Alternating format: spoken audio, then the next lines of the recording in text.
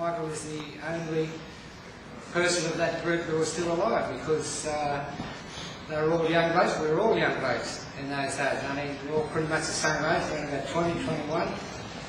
And just a mere 40 years later, 3 of those original embassy blokes are no longer with us. It's yet another of the multitude of examples of how the life expectancy of Aboriginal people impacts in the real world. I too am a historian. I too was around in the 70s, except I was making history in the 70s, along with Michael and various others. Very late in life, I came to the world of academic history. I came to the world of academic history in part because when Australian academic historians finally got round to beginning to write about the events that I was just talking about with the Aboriginal Embassy and more modern Aboriginal political events, I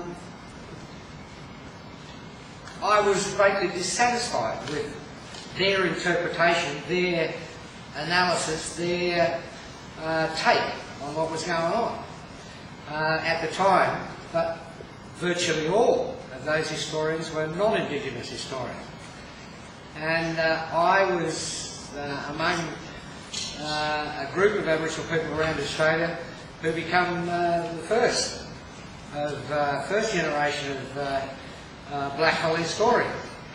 The first black hole historian, in my opinion, was Gordon Briscoe, who also, just so happens, was at the Aboriginal Embassy with us, one of the key people there, and whose latest book, which is personal memoir, and I can't remember the name of it. It's called Racial Foley. I should have remembered that, Radical Foley. Either way. And it's actually quite a brilliant book, and what one would expect from a black hole historian, because I think the importance for black historians is to retain, without compromising what the Academy insists on as being the objectivity. You can do that without losing the passion, which I think Briscoe's a good example of one who's been able to do that. I should also acknowledge while we're here the second of 3 Aboriginal historians at the University of Melbourne has managed to produce in its 150-year history, folks. Crystal McKinnon, my associate and colleague, who's sitting in the room here with us, so we've got an abundance of black historians here. History to me is important, like I said, because I was involved in activities at a particular moment in the 20th century that was particularly significant. It really is the moment when the Aboriginal political movement around Australia reached the peak of its strength and effectiveness and unity and all sorts of things. It's a pity the ambassador has had to go, because I think he should have been here to hear some of this. The importance of history to me is not just about, modern Aboriginal history. It's all about an analysis of Australian society. And if you look at Australian history, and it's interesting that Richard mentioned that the first mob who started getting a bit dirty on the blacks was that around about the 1830s, which is the beginning of the first of the Australian-born white Australians.